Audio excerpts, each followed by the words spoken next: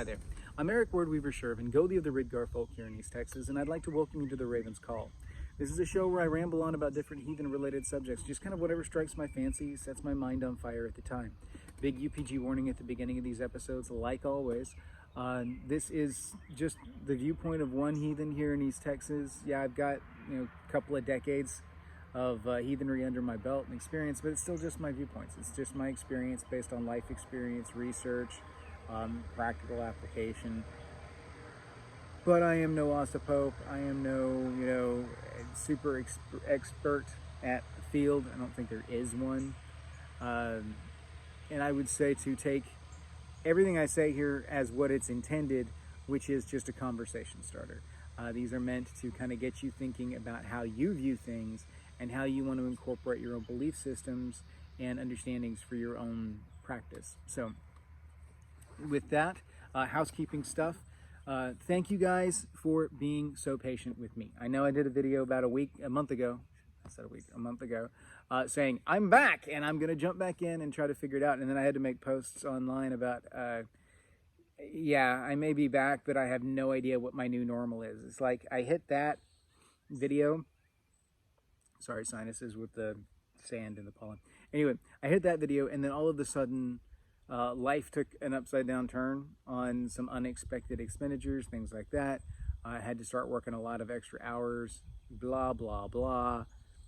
I had to pull back a little bit. You guys understand. You guys were fantastically supportive, and I was super grateful for it. Thank you, thank you, thank you. There have been some developments in the job field.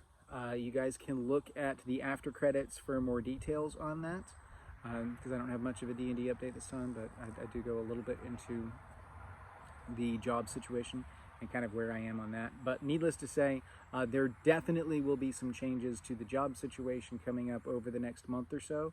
And after that, I should start to normalize into some kind of new norm and be able to kind of restructure a shooting schedule thereafter. So we'll see how that turns out. I have no idea yet. I do know that the new position I'm going to, I will not be able to film while I'm on the job, unlike my previous one where I had some downtime to do that. And I will be working more regular day shift, so I'm not going to have like a Wednesday morning to sit and film like I do here. So I'll probably be relegated to either evenings or weekends again, and that will take some doing to figure out because I've got a family life too. So you guys know how you guys absolutely know how it is because you've told me and you're amazingly supportive and you guys are awesome. So thank you all. You're an awesome fan base. Love you guys. You're fantastic. So let's move on to today's subject because otherwise I'm going to ramble. Oh, all the housekeeping stuff. Contact information is down below. Join the Facebook group. If you're in the East Texas area and you haven't looked up East Texas Heathens yet, please do. I'm getting a number of people who have no idea that the group exists. Even though they follow my channel, and I'm like, hey, we need to do this. You need to join the group because you're going to miss all the meetups and stuff. So if you're in the East Texas area, please join East Texas Heathens. If you're not, look around for a group in your area that you can join to have some face-to-face with some heathens because it's something that's needed. Connections are an important thing, as we're going to see in today's video. So also, my link for my book is down there, so if anybody's interested in that, I am exploring some options for new books. I've got a couple of different ideas, a couple of different takes, and at least one of them kind of continues the Bjorn saga kind of setting and follows the family unit. A couple of others are kind of unrelated, but still I think something that the fan base would be in favor of. I'm not in a position where I can really handle it just yet, though. I don't have no spoons. I need more spoons. I'm working on spoons. I'll get spoons. Those that know. All right. Anyway, on to today's subject. Now, today's subject is a viewer request. This is from Chris, Kristen, but she goes with Chris. And I'm getting pop-ups at the same time as I'm doing this, so I apologize for the momentary distraction. Chris writes in and says, it started as a YouTube comment, and then she wrote in and gave me an update via email about feeling disconnected and looking to try and reconnect with the gods and goddesses, the Vaettir, the spiritual. Much like myself, Kristen appears to be, appears to be one of the more cerebral types. And if Chris is anything like me, if any of you are like me, it's very easy to kind of get off in one's own head. I'm going to adjust this for sun glare. It's very easy to kind of get trapped off in your own head and to be lost in the logical and be lost in the cerebral side of things and kind of lose that feeling aspect of things, especially in today's society where connections are inhibited instead of fostered. That is a grand scheme thing that is like deep dive conspiracy theory kind of element of sociology in looking at the purveying paradigms of dissolution of familial and social bonds for a number of reasons. And if it ever feels like society is working against you with regards, specifically with regards to trying to build a family and tribe and all of that stuff, it is. The system that's in place is designed to do that. But it's a thing. Anyway, the situation is such that this happens. This happens a lot, unfortunately. I myself have been subject to this, where you're going through and you just don't feel the connection like you did. And if you follow the channel, you know my view as far as the gods of limited access. Now, not everybody agrees with me on the aspect of gods of limited access. Some are more along the ubiquitous thought process that the gods are like always present, ever present, omnipresent. I do not share that view. I definitely feel like the gods have their attention on the earth at sometimes, on Midgard at times, and directed elsewhere at others. This is not what this particular video is about, but you guys get my idea. With that, there is a distance that I feel occurs with the gods and goddesses. Because again, I don't feel like the gods and goddesses are super interested in our daily lives. I don't think that Odin really cares whether or not I get up and go to work during the day. I don't think that Odin really cares whether or not I get the dishes done. It's one of those that my ancestors are more interested. Like, okay, you guys have been following my job situation. You know, is this one of those things where I'm going to give offering to Odin for the luck to find the new job? Possibly in conjunction with the rest of tribal stuff, you know, in a generalized, hey, the tribe needs luck for prosperity kind of thing. But as far as bothering them with this specific job and the specific payout for this job, no, actually I turned to my ancestors for that. Because my ancestors were more in tune with this. This is more along the lines of, you know, they have a vested interest in my success. So, you know, my grandfather, his spirit is more likely to lend me the luck to try and get a job specifically than just the overarching. It's like from the gods we'll get a payload of strong positive energy to spend out kind of how we will. This is like a main source of income. It's like a huge grant to kind of pell out as we need to. And then from the ancestors, I can go for more like targeted donations, as it were. Hey, I've got a specific project that I could use some help on. Can you lend me some luck? And, you know, that tends to be a better payout in that respect. Not to make it, okay, there's a problem, a significant problem, I recognize, with the analogy of using like loans and grants and stuff like that, because it makes it sound monetary, it makes it sound transactional. And it's not. It's not a transactional thing, but it is a reciprocal thing. You know, as long as I have maintained a good connection with my ancestors, they're more likely to dole out that positive luck when I need it. But that doesn't mean that I'm entitled to it, and it doesn't mean that I'm guaranteed it. It also doesn't mean that they would deny it to me if I hadn't already built up that relationship, because I am family. Even if I haven't spent a lot of time on it, they may just be, like if I had been ignoring the aspect of the religion of, you know, venerating my ancestors and doing right by them, they may simply have been sitting and waiting for me to make that connection. They may have just been waiting on bated breath for that to happen. At least the soul aspect it is, because family is family. It's going to be tied to that soul aspect, whether I like it or not. So, they have a more vested interest in that connection. And when we're dealing with the situation of feeling like disconnected, hi B, hello B, go away B. When we're dealing with situations of feeling disconnected, frequently it's because we've gotten wrapped up in the mundane day-to-day. I went on the little sidetrack there about the gods of limited access, specifically because it's easy to feel disconnected from the gods and goddesses at times, because I don't think we have the same kind of connection with them.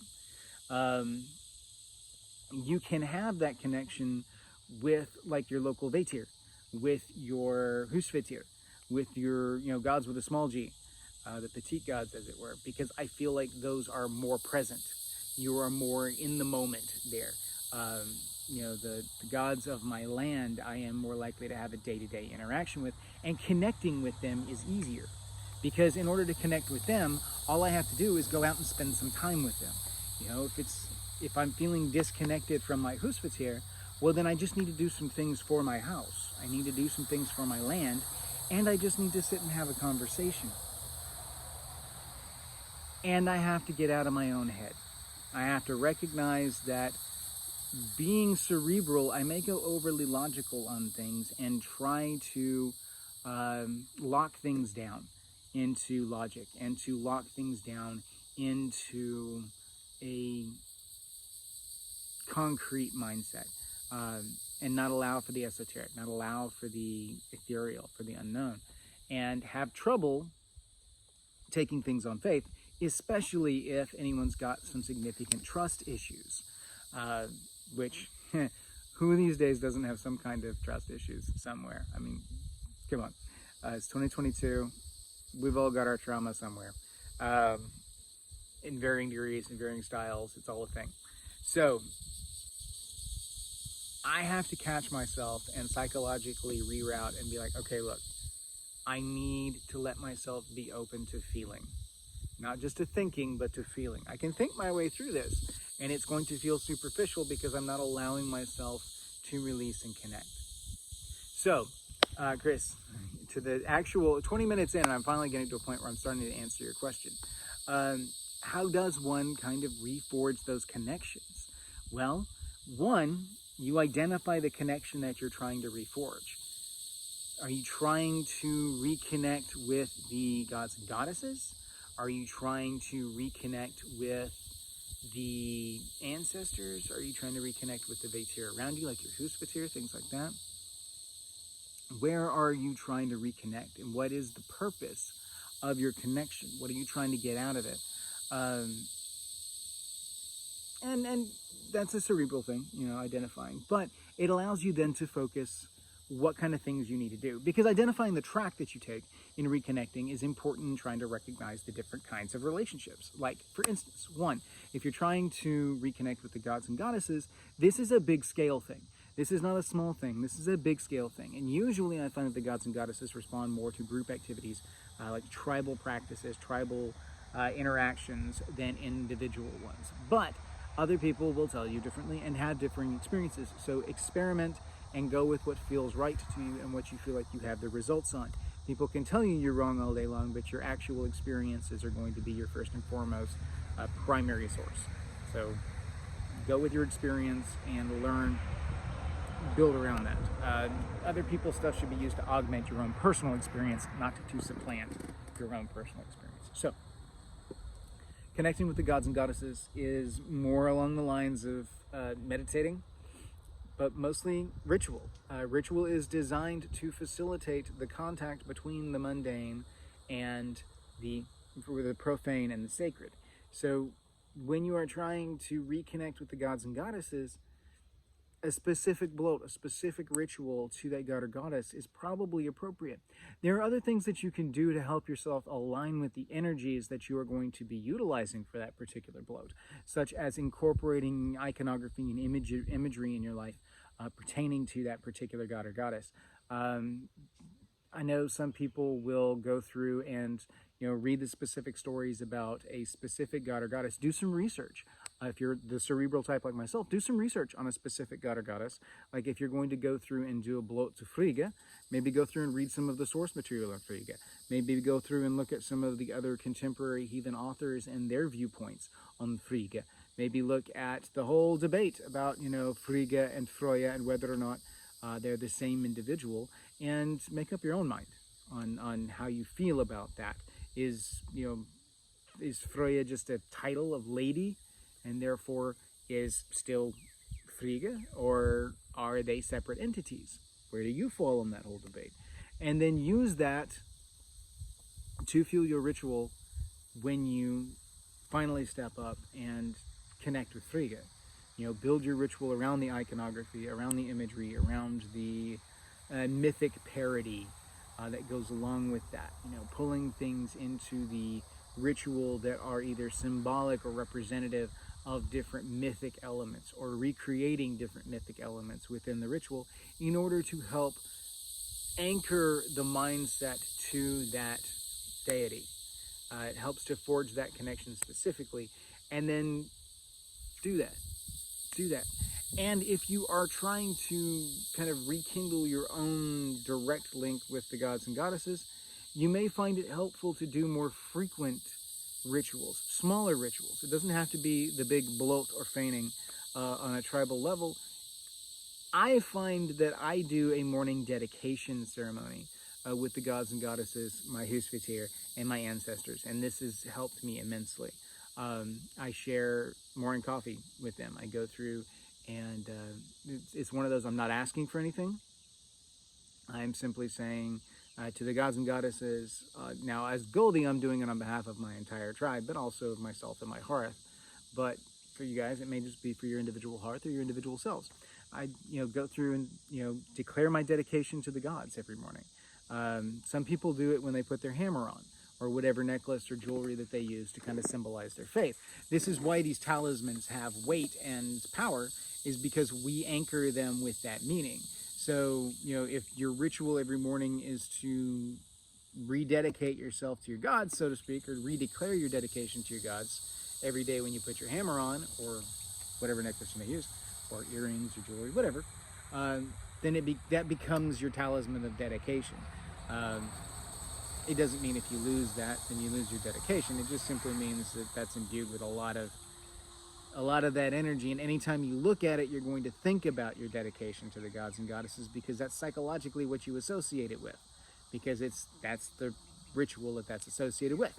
So the actual, using tricks like this to help align the brain to get into that mindset for a ritual is utilizing heuristics from a psychological level to establish neural pathways that are automatically triggered when certain stimuli are offered up.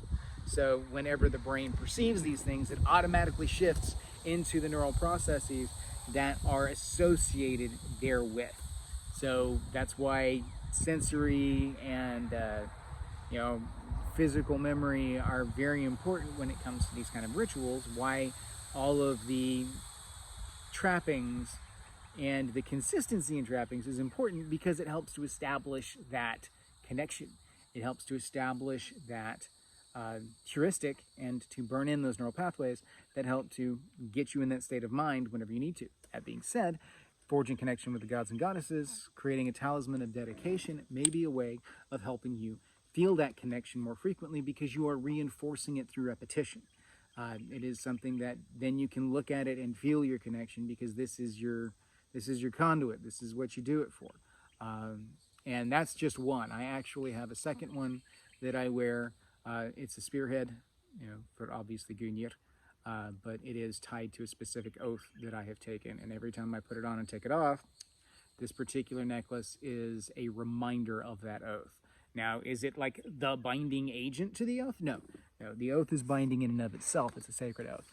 But that particular necklace is a reminder every day of that oath, and I wear it next to my heart to keep myself reminded of the obligation of that oath. So, same thing can happen with the talisman of dedication. It can be a facet of connection. Other ways that you can do this, meditation. I find people sometimes use music in conjunction with meditation. Spending time outside and just conversing with the gods. I mean, the limited access thing would lead one to believe that they may not always be listening, but it's worth a try. Your experiences may vary. So try it out, see where it goes, explore. Reading a lot about the specific gods, like I said, for the more cerebral kinds can help to kind of help that frame of mind. But the big thing is getting past your own mental limitations and letting yourself feel the connection. And then incorporating some kind of small thing to help kind of reforge that. It's perfectly natural to feel distanced from the gods at times because that's just how it is. They're busy doing God things and we are busy doing profane things. And their time passes significantly differently than ours. Sacred time does not operate on the same span and pace as profane time. So, yes, do not despair. Do not get down. You can look around you. Like right now, if I ever doubt that Suna is my goddess of the sun, I have simply but to look around at her awesome power and know that she is busy doing her thing. You know, if I ever doubt Odin and his existence, then I simply look to the winds of the storm and I see him there. I listen for Thor and the thunder, and I know that they are doing what they do. And what they do is maintaining cosmic order. It is creating this system by which the world operates and maintaining the system by which it operates and protecting the system by which it operates. They are tending the house in which our little ant colony exists. They do not always have time to come by and be granular with every little ant, but they love their little ant farm, and they will tend to their little ant farm, and they will protect their little ant farm. They just may not always have time to 100% of the time be on the ant farm. Otherwise, the house around it falls down, and then the ant farm falls down too. So, again, just my views. So, in trying to reconnect with the ancestors, similar things, meditations, dedications, small rituals, small daily dedication rituals, small rituals of connection. Visiting grave sites can be extremely effective, but if you don't have that availability because of distance or things like that, or because someone was cremated and their remains don't have an interment place or whatever, creating a place of power wherein you can connect with the ancestors and then ritually coming back to it and purposefully trying to forge that connection through either daily or weekly interactions is very beneficial. With me, it's the daily dedication at the altar. I give my offerings, I ask them to watch over me, to grant me luck, and then I hope that I make them proud in my actions as I go forward. I look at each of the pictures that I have on there, I think of the names, I think of the individuals, and I try to feel that connection with my soul. And I recognize too, part of connections is understanding what it is that you are trying to connect with. A lot of people that say they feel disconnected are having inappropriate expectations of the connection. They want like some ubiquitous force binding agent to be the feeling of connection, and that's not really how it works. In essence, like the folk soul. When I'm speaking to my grandfather's soul through the folk soul, and I'm talking to the ancestors, I'm speaking to an aspect of his soul. I'm not speaking to his entirety intact, because his entirety intact was only ever intact while he was on Midgard. What I'm speaking to is the remnant of his soul that continues to exist within the familial, ancestral soul element, this well of ancestral soul energy that feeds our bodies. That's the form of the reincarnation element. That's the folk soul's presence within the body. It is one of the many sources of soul energy that are used when our bodies are forged in birth. And then, so you've got that, you've got the whole soul energy thing. So when I am trying to interact with, say, a specific ancestor, I may call out to a specific ancestor, but because it is a well of soul aspects as opposed to a well of entire individuals, it is one of those where I feel like the connection can be obtained with the ancestors as a whole. As far as individual ancestors, you know, like parsing out specific soul energies, usually within about 3 generations back is the accepted kind of most impactful, most likely to be involved and to, you know, care about your specific stuff. For instance, my grandfather, both of my grandfathers having passed, either one, would be far more interested in my life and what's going on with me today and whether or not, like, I progress well with my new job than, say, my ancestor. Like, okay, we're distantly related to Harold Hadrada, okay, as are a number of people in the world, because of the way that that works when you get that far back. So yeah, would Harold give a shit about what I'm doing today? No, Harold wouldn't care. Harold would barely acknowledge me as as a descendant. He would challenge my right to call him an ancestor, maybe. Maybe not, I don't know. But nonetheless, he is going to be far less vested in what I am doing today unless I'm doing something that specifically pulls to his name or I have been named after him or something like that. The connection is far closer with those that I've actually known, with whom I've actually shared weird, and whom I have some specific experience with, i.e. like my grandparents or greats and, you know, great uncles and stuff like that. So there's an immediacy effect when it comes to ancestors as far as how effective calling out to individuals is. Now, as far as pulling upon the ancestral energy as a whole, yeah, that's there for the clan line. That's a well that's always there to draw on, and that's going to feed you because you are forged of it. You are very largely part of it. It is a part of you, and it calls to its kind. Kind calls to kind in that respect. So similarly, it's like the divine aspect of the gods that is in our Odr, our soul aspect, is tied to Odin, the breath of life breathed into us, and that divine madness, that creative spark, that passion, where so many things come from, mentally and spiritually. That is our connection with the gods and goddesses. So that's what pulls to the gods and goddesses. Just like our Fera, the soul element that's tied to the land, that was that Vaettir spirit that is then bound together with folk soul energy and with divine energy, and then mixed up with, you know, the mental soul aspects and everything that is forged then into the lich, which is the human body, and then born as a human being, a conglomerate mass of disparate soul parts.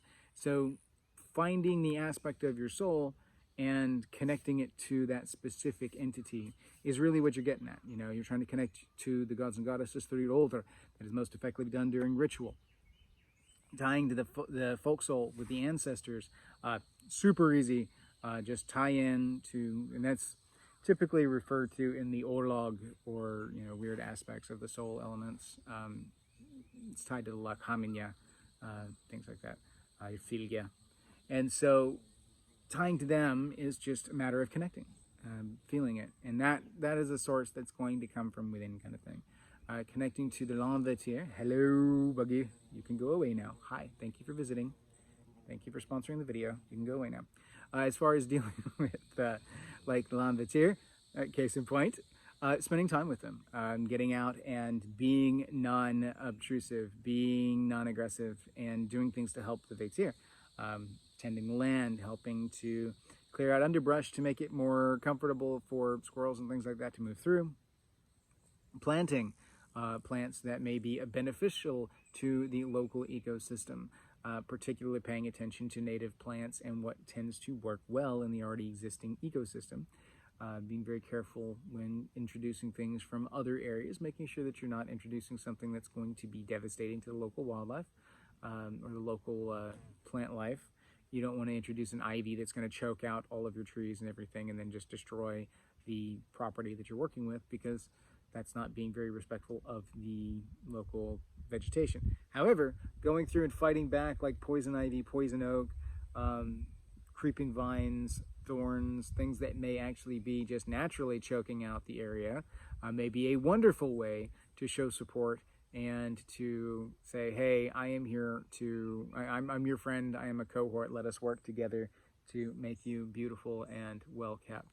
And so I see a lot of that. I'm looking at my yard right now going, I need to do all of that. Like, there's the vines, there's, yeah. That's how I'm going to connect with my Vaettir. And then, of course, as far as my Husvaettir goes, ritual, constant ritual. I do daily rituals of dedication and thanks to acknowledge them, to thank them. Try to include them in festival and whatnot with plates and offerings. It wouldn't hurt to do weekly offerings that are a little special.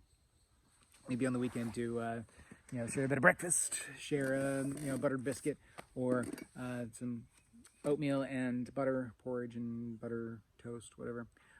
Just some kind of offering that is specific to your Vaettir, that you work with them and figure out what it is they like and how to respond to it, etc., etc., etc.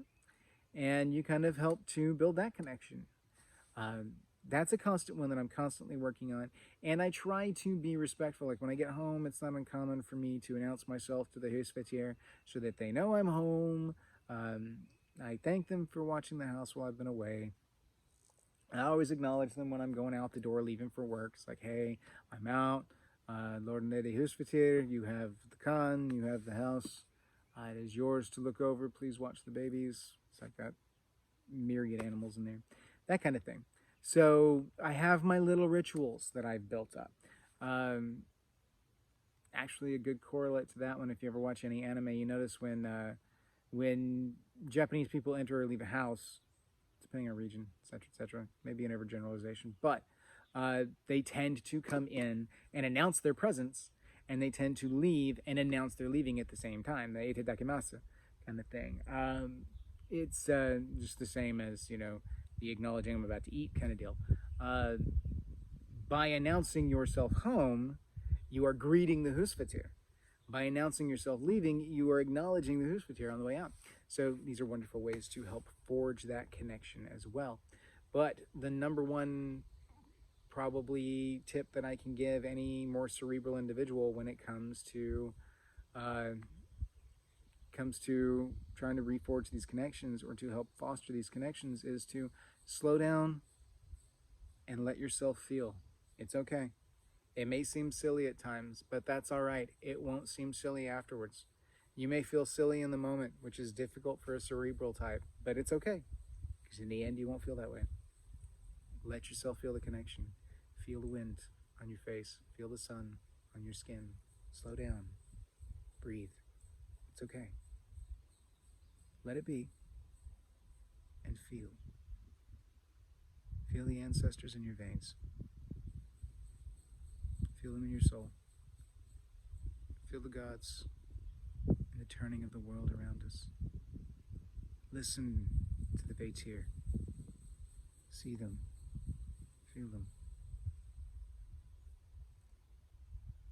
It's okay to slow down and feel that connection. You can do this. It'll be all right. Thank you all. Hail. May your hearth fires burn bright.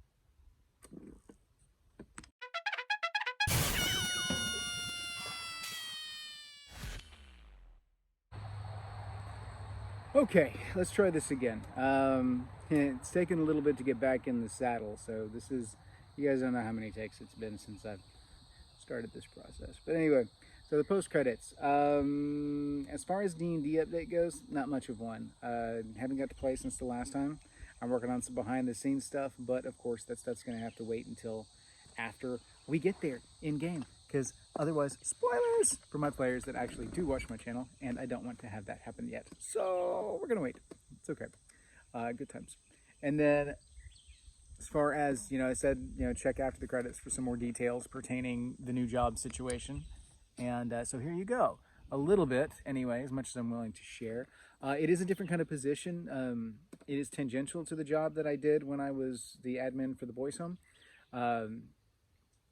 It is a state position, which comes with some issues, such as the fact that, we only get paid once a month. And so because of that, they want to start me, like early in July, and then we wouldn't get paid until August, which means I'm probably going to have to continue doing double duty with the night job, at least during that transitionary period, which means, again, working two jobs, price of one kind of deal.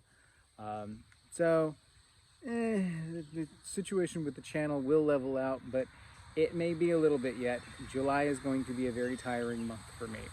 So I deeply appreciate all of your understanding. You guys have been fantastic and very supportive. throughout this entire process. I'm trying to get content out there. It seems like I went from, weekly to every other week to like I'm doing good to get one out a month at this point. That will change. That'll settle. But you guys have been amazing and understanding and wishing me well, telling me to take my time, and I greatly appreciate that. So thank you guys. But yeah, the position that I'm going to should be a good thing. It should have a more normalized schedule than what I am working currently with the night job. At least I'll be mostly back on track with my wife, so I'll be able to be, at least on the, we'll both be diurnal instead of one of us being diurnal and one of us being nocturnal. We'll see how I adjust to going back to being diurnal after being like hardcore nocturnal for a while. Especially in that I adapt very easily to being nocturnal. It's not a huge stretch for me to go just full nocturnal and just not sleep at all at night. That would not be a difficult transition to make. The only thing that gets me to sleep at night is the fact that I actually have to get up during the day hours and do stuff too. So by that point in time, it's just sheer exhaustion. But if I were to sleep during the day and then, be up all night, yeah, I think I would adjust just fine to it, which is kind of scary sometimes. But people out there know exactly what I'm talking about that have done this. And then other people are like, I could never do that. I could never stay up that late at night.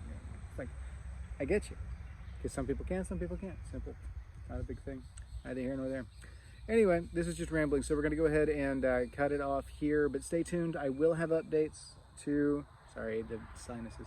I will have updates to the D&D as soon as the D&D happens again, and I'll have some further updates with the job situation as it goes along. I will have mentioned a little bit of this in the intro, but I'm going to try to leave most of it for the after credits thing, which is here, because I film this first and then I do the actual video and wibbly wobbly time. You get it. You get it. I am playing Assassin's Creed Valhalla right now, though. I do want to say that. I'm loving the hell out of this game. Great game. Entirely historically accurate? No. But is it more historically accurate than a lot of endeavors that I've seen into this area? Yeah. I've always been kind of impressed with the AC teams and how they approach historical accuracy. So there's a lot of things that I can tell where they have done some deep dives, and there's some things where I can tell they've done some like surface level dives. There's a number of the social things around there that they didn't really do a lot of deep digging on, but they did enough to pull in, like, here's an element, let's do a fluting, let's do a drinking game, let's do these kind of things in the town, but then we'll turn right around and have a very cliche, like, a young man out in the woods who has to go out and find honor or die and go to Valhalla, even though he knows he's, a little pansy man and can't take it. He's not strong enough to do whatever because he's not trained up. He hasn't been focused on that. He's a little, mouse of a guy. And then you have to kite an animal to him, and then he fights it, and it turns out about how you would expect. And, yeah. And then there's another one where this older guy is... he wants to die and go to Valhalla, but he doesn't want to be a burden on his family, so he throws his belongings over the cliff because his family won't do it for him. Gets you to do it, and then, stuff happens. There's some very cliche elements, and I'm very early in the game. I haven't gotten out of the starting area yet, and I'm about 10 hours in. But I'm a completionist, so I want to clear every dot on the map before I move to my next section. I may be shortchanging myself on some things doing that, but I'm a completionist. I have to do it. Anyway, the game itself is fantastic. I love it. It's a lot of fun. The gameplay is very refined as far as an AC game goes. There's a lot of targeting issues. I'm on the PS4 Pro, so load time is a bit of a thing sometimes, especially initial load in. Very pretty in that as much as the PS4 can push it, it still has some graphical issues now and again where it's the characters don't look spot on. They're a little off, but not bad. So overall, I very much enjoy the game. Very much gonna stick with the game and play it through. It's exciting to, like, when you do one of the flutings and you have to actually match the rhyme, pattern, and scheme, and it doesn't really give you a lot of heads up other than, hey, this is kind of what you do. Look for the meaning, look for the this, look for the that. And then, picking the right one is a matter of having the right ear for it, Yeah, as far as like combat and things like that goes, I like the Viking sim a lot more than I like the Assassin's Creed sim. So the ability to run through with axe and board and just raid a village. I go into a village and I get a choice. Am I going to stealth this and do the assassin thing? Or am I going to just Viking raid this and destroy house? And it's kind of nice to go back and forth. They do get a lot of the subtleties of culture in that there are multiple aspects to the culture, but then again, they do play into some of the pop culture cliches to an overextent sometimes. Which they may have done in previous AC games as well, and I just not have realized it because it wasn't my culture. So, but there is a lot of good accuracy to it, don't get me wrong. Far more positive things to say about this game than negative. Far more. I'm enjoying the hell out of it. So, anyway, there's that. Assassin's Creed Valhalla. I'm enjoying it. Rock on. Haven't gone to the the God of War games yet with the whole Norse theme, but I will. I'm just now starting to get some time in front of my PlayStation again, so working towards the goal. We'll see where it goes. Anyway, stay tuned, and we'll have some updates in the future. Let's get on to the episode, shall we? All right. We're live in 3, 2, 1. Let's jam.